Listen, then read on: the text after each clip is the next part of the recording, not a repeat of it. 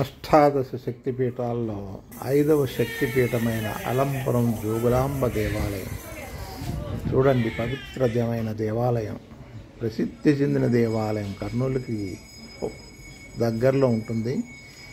ఈ దేవాలయంలో చాలా ఉపాలయాలు ఉన్నాయి.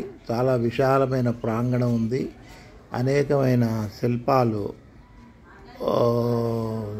దాడులకు గురయ్యి చాలా శిథిలమైపోయి ఉన్నాయి.